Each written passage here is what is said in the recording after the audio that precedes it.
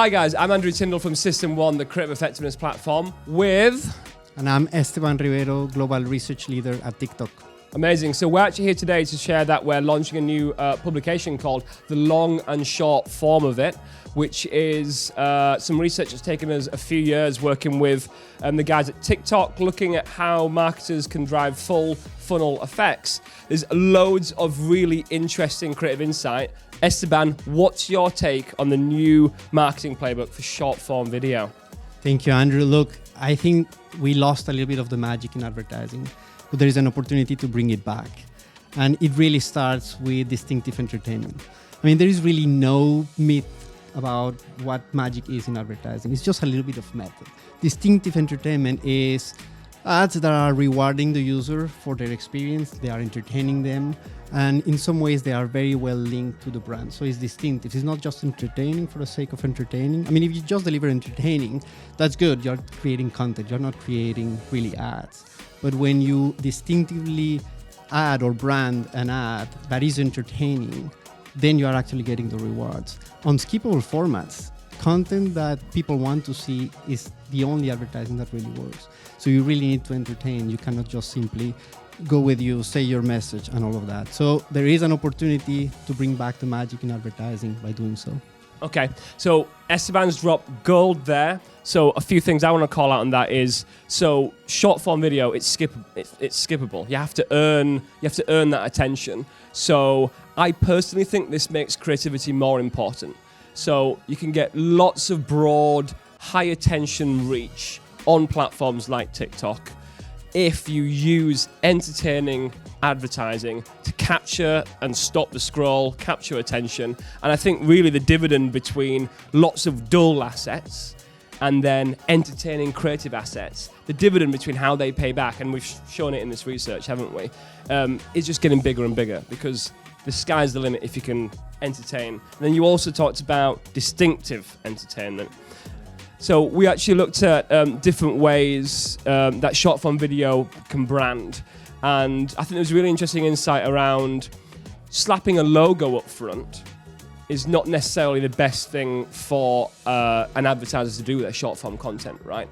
I think one of the lines in it is a logo isn't a hook.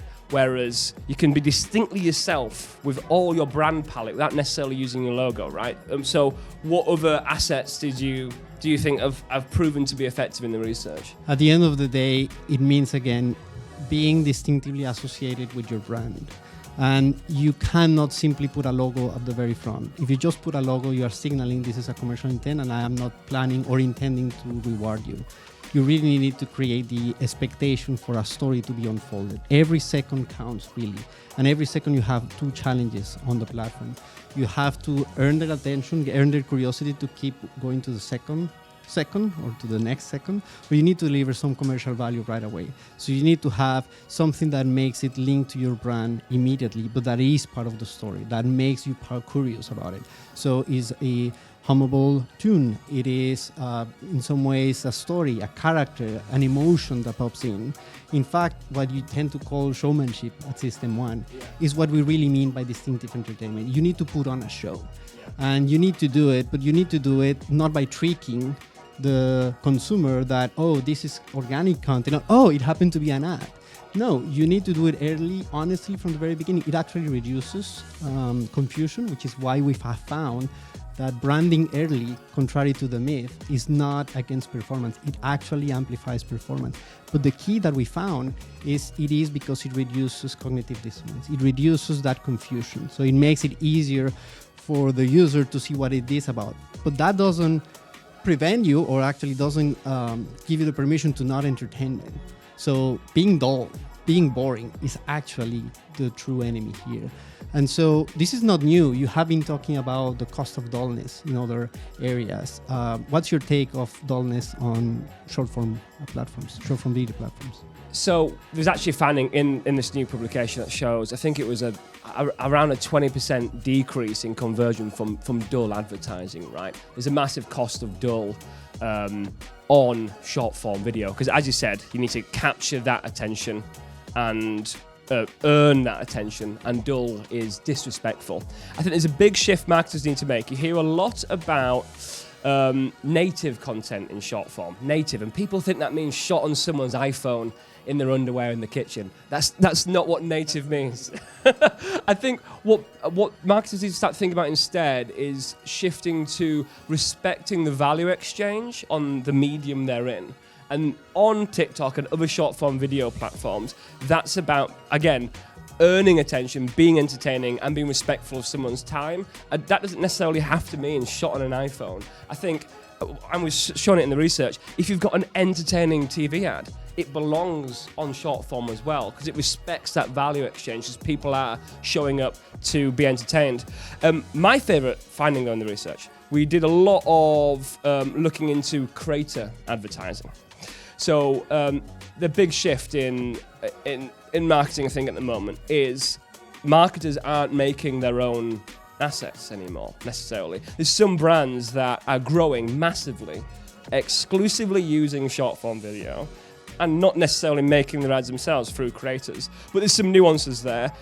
Share what you think are the most interesting insights about what we found in the creator world. Love it. So definitely of the content types that works the best on the platform is creator-led content. In part because it really feels native, but not native because it's just mobile. It's native because it feels authentic, because it's someone really sharing their experience from an authentic point of view. So creator-led advertising feels really native, fit for purpose, right? They are not interrupting the experience. They are the experience. And on short-form video platforms, somehow you have to think that the advertising is not really there to interrupt you, to give you something. It's a dual relationship. You are there to reward the user. You are there to give them content they want to see. So what we have found also really interesting in the research is that you can do both. You can still do showmanship, like what we have been talking, and you can do salesmanship. So you can still do hardcore sale, and it pays off. It actually sells. It works. Mm-hmm. But there is a very big nuance here. It works better for big brands because they have the equity already built in, right?